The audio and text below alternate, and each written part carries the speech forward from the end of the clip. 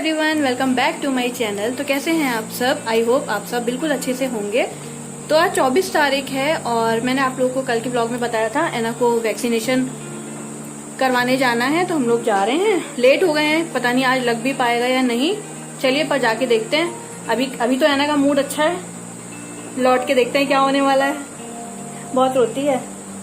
तो चलिए, हम लोग हॉस्पिटल आ गए हैं वैक्सीनेशन कराने, पर ना आज नहीं लग पाएगी। उन्होंने बोला है सैटरडे को आइएगा, क्योंकि उनके पास वो वैक्सीन है नहीं, वो सैटरडे को आएगी तभी लग पाएगी। तो चलिए एना को सेरेलैक खिला देते हैं। और इसमें मैंने ना बादाम रात में भिगो के रखा था, वो मैंने ग्रेट कर लिया।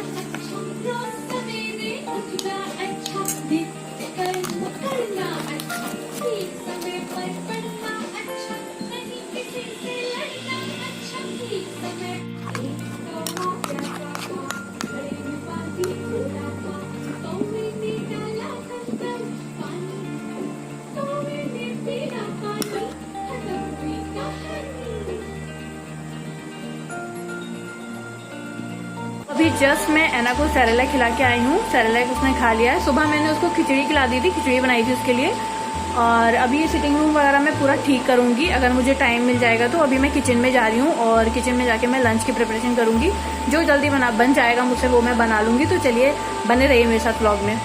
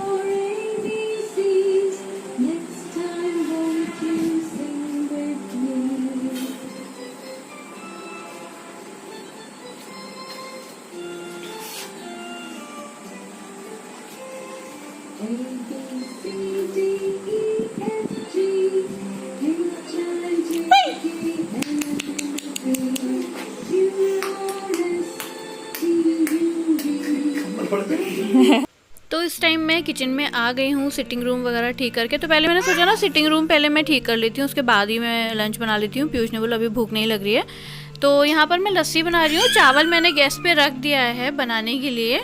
तो चावल में ना मैंने गरम मसाला खड़ा वाला और सोयाबीन मैंने डाला है। सोयाबीन के चावल अच्छे लगते हैं पीयूष को, तो वही मैंने बना दिए हैं यहाँ पर फटाफट। और रायता मैं बना लूँगी, तो आज ऐसे सिंपल सा खा लेते हैं। और यहाँ पर मैं लस्सी बना रही हूँ। लस्सी मेरी बन गई है। तो आज ना लस्सी में मैं रूह अफ़ज़ा डालूँगी। रूह अफ़ज़ा डाल के बनाएंगे। आप भी कभी ट्राई करिएगा, बहुत अच्छा फ्लेवर आता है रूह अफ़ज़ा डाल के। और लस्सी बनाने के बाद मैं ना इधर रायता बनाऊँगी लंच के लिए। तो रायते के लिए ना मैं ज़ीरा यहाँ पर भून रही हूँ। भूनने के बाद अगर ज़ीरे को पीस के रायते में डालो ना तो बहुत अच्छी खुशबू आती है। तो यहाँ पर मैंने दही अच्छे से फेंट लिया है और उसमें पिसा गरम मसाला मैंने डाल दिया था, जो मैंने घर में पिसा हुआ है गरम मसाला। बहुत थोड़ी सी लाल वाली मिर्च पिसी हुई और नमक मैंने डाल दिया है। और इसमें ना मैं बूंदी डालूँगी, बूंदी का रायता मैं बना रही हूँ। और जो ज़ीरा मैं अभी भून रही हूँ उसको मैंने पीस लिया है, तो वो मैं इसमें डाल दूँगी। तो यहाँ मेरा लंच रेडी हो गया है।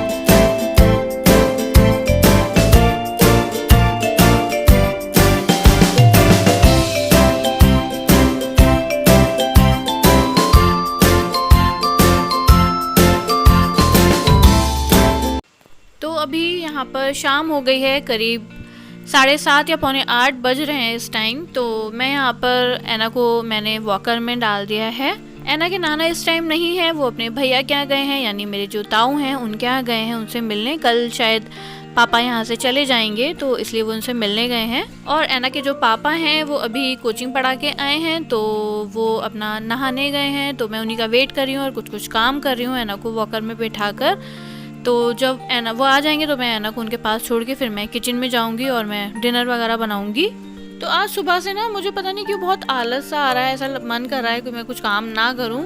और अच्छा सा भी लग रहा है, मौसम बहुत अच्छा हो रहा है, ठंडा ठंडा, तो बहुत अच्छा सा फील हो रहा है मुझे आज। बहुत दिनों के बाद मैं थोड़ा अच्छा सा फील कर रही हूँ, वरना मैं हमेशा फ्रस्ट्रेटेड रहती हूँ, बहुत ज़्यादा फ्रस्ट्रेटेड मैं इसलिए रहती हूँ क्योंकि ना मेरी रात में भी नींद पूरी नहीं हो पाती है और दिन में तो सोने का सवाल ही नहीं है। चाहे मुझे कितनी भी नींद आती है, मैं दिन में नहीं सो सकती हूँ क्योंकि ऐना मेरी नहीं सोती है। और ऐना अगर थोड़ा बहुत सोती हुई है ना, 15-20 मिनट की नैप लेती है, तो उसमें मैं अपना काम करती हूँ, मैं सोती नहीं हूँ।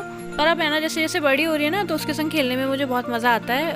बहुत खेलती है, हंसती है, चीज़ों को समझने लगी है और चीज़ें को छुपा दूँ तो वो देखती है, ढूंढती है। तो बहुत सारी एक्टिविटीज़ अब वो करने लगी है, तो बहुत मज़ा भी आता है मुझे उसके साथ में। पर मैं थक भी बहुत जाती हूँ उसके साथ खेलते खेलते।